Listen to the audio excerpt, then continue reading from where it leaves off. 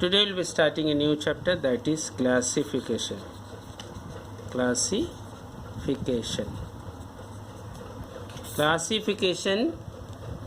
This is classification is the process of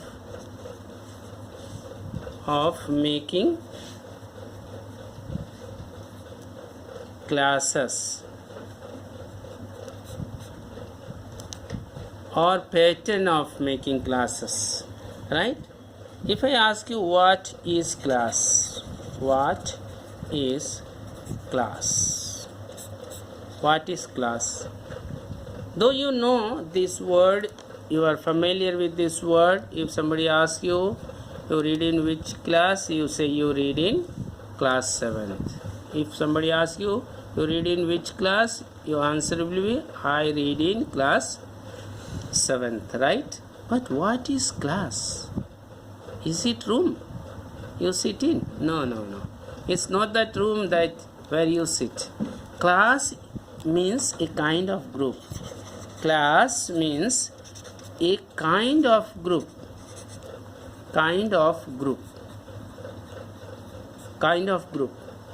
It's not all the groups are classes. So it is a kind of group where all who belong in this group have some common properties. Common properties.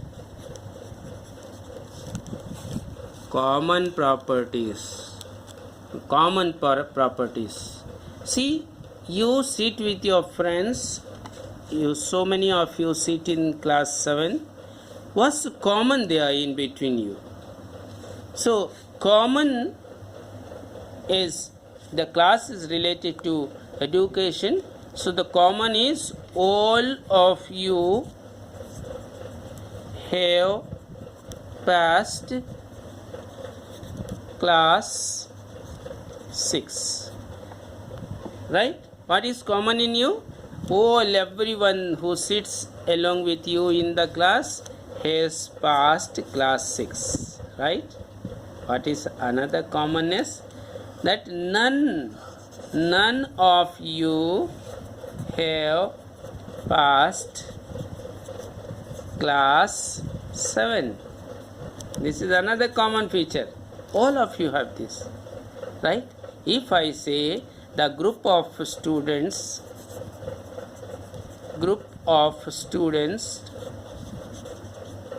who passed class 6 but not 7 make the class 7, right? Clear? So now you have the idea of this word class. Class is a kind of group. So here you must note one thing. All groups are not classes. All groups are not class. All groups are not class, right? All, I mean all kinds of groups. All kinds of groups are not class, right? But you can say all classes are groups. You understand? So the method, you see, the school has so many children. A school has, so our school has as many as 5,000 children, right? So out of how to arrange them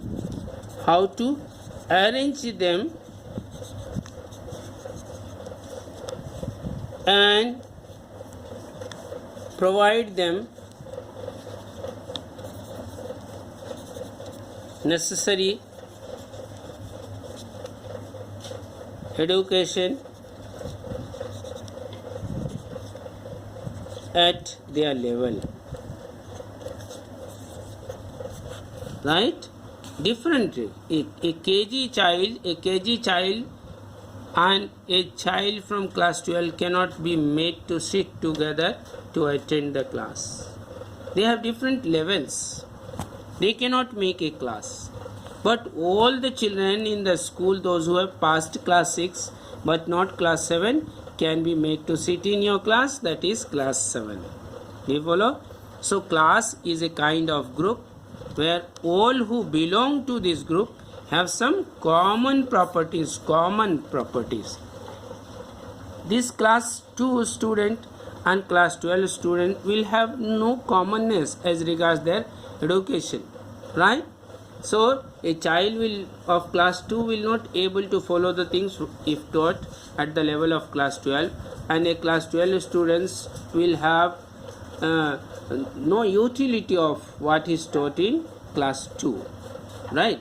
So to make it a suitable or a convenient way to discharge some aspects, we make classes. In science also, in biological science also, we make the classes, right? So biology, as you know, is science of living beings, right? Living beings include plants and animals. All plants and animals. You know that all plants and all animals are living beings, right? But in this chapter we will be reading that along with plants and animals, there are certain other groups of living beings. They are also living beings, right? So those things we'll read later. So you know, if you start from your school and go up to your house, you will come across a huge number and variety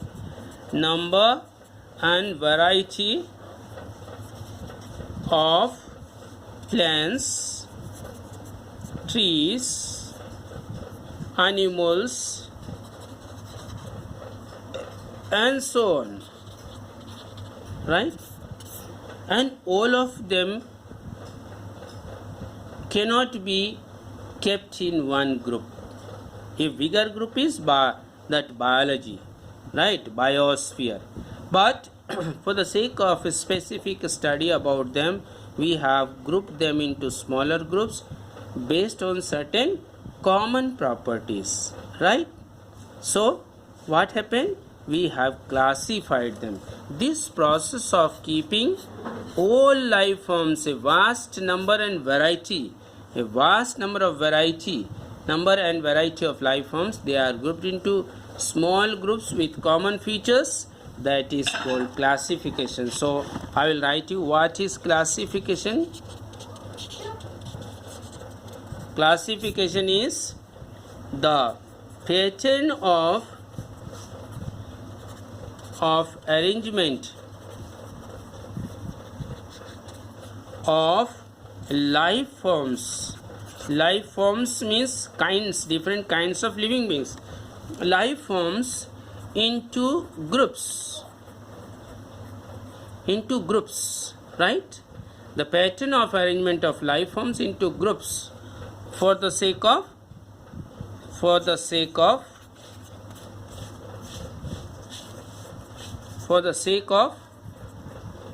study. Biology is the study of life forms, and it is very difficult to study each and every individual one by one, because there is a huge, vast number and variety of life forms, right? So classification is done so that it will be easy to study the life forms. Clear? Second thing, this was the need. It was very difficult to study. If a person starts studying from one point of the earth and starts studying all life forms, the plants, animals, and whatever life forms come across will finish his or her life and will not able to complete studying about whole life forms, right? So we have started making groups, and we started the studying about the feature or aspects of the group, right? So this way we made the classes. Now what are the benefits? If I visit your class and call one of the child and ask, hey, have you passed class 6? And the answer will be yes. Then what? I will able to understand, suppose your class is having 60 students, out of 60, if I ask one, just one I asked, what? If he or she has passed class 6, will say yes. Then remaining 59 I can understand that they all have passed class 6 but not class 7, and this is because they sit in one class, that is 7th class. Do you understand? So simply by what is the benefit of this classification? Means studying one, you can say the nature or feature of all the members in that group, right? So this way it becomes very easy to study about the life forms, right? Second thing is it saves time. Second thing is it saves time. It saves time. Suppose I would have visited all the 60 students, it would have taken, if 1 minute each it has taken, it would have taken me 1 hour, right? But if I asked one to conclude, and it took me 1 minute to do that work and to know about all the 60 students that they have passed class 6 but not class 7. This feature I have come to know just asking one child, one student from your class. Do you follow? So this way it saves time, and studying one can understand or one can know the feature of all the life forms of that class or that group. The third thing is we know the relationship. When we make the class, we can know the relationship among the group members and with other groups.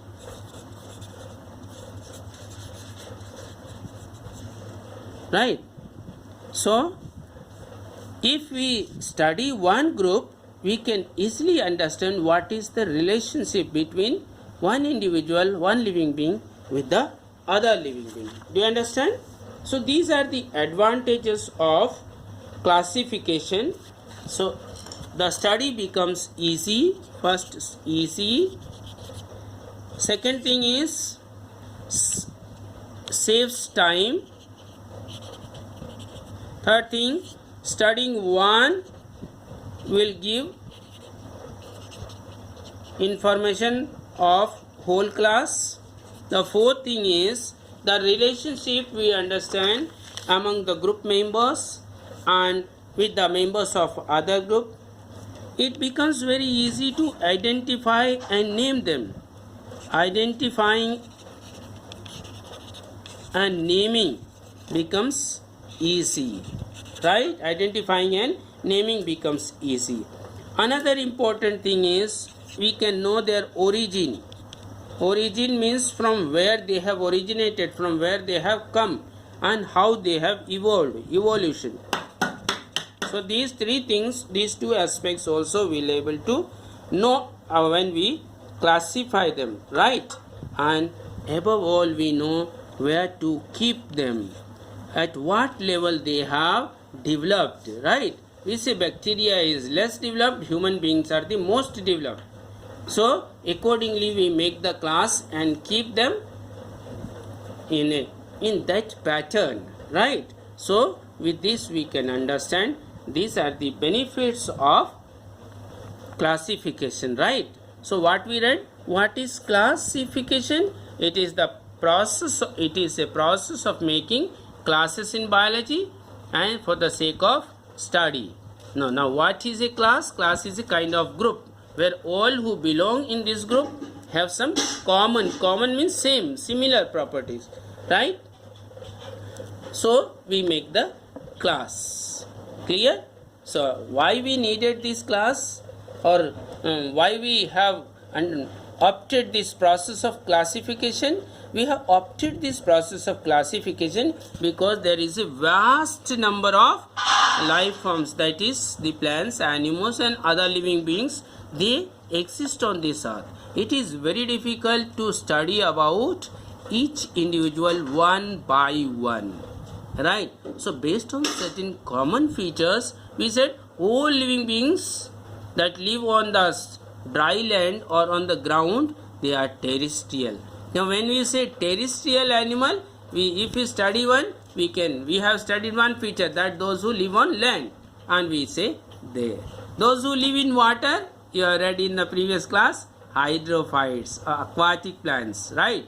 So similarly we have grouped the plants. Sometimes we group the plants on the basis of their heights, herbs, shrubs and trees. Do you remember in the last class in class 6 you have read? So why we have, what was the need of classification? It was because of a vast number and a variety of life forms that existed on the earth, and it is very difficult or near to impossible to read one by one individual on this earth. So we have made the classes, right? So all the groups may not be class, but all classes are a kind of group, right?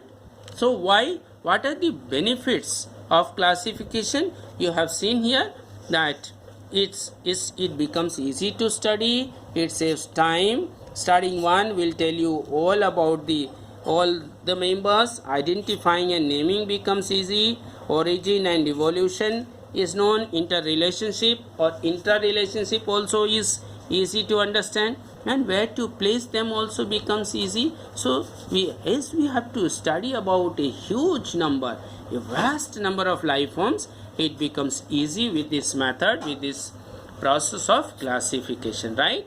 So thank you for this one. In this video, next we will be reading about the classification patterns, right? Okay, thank you.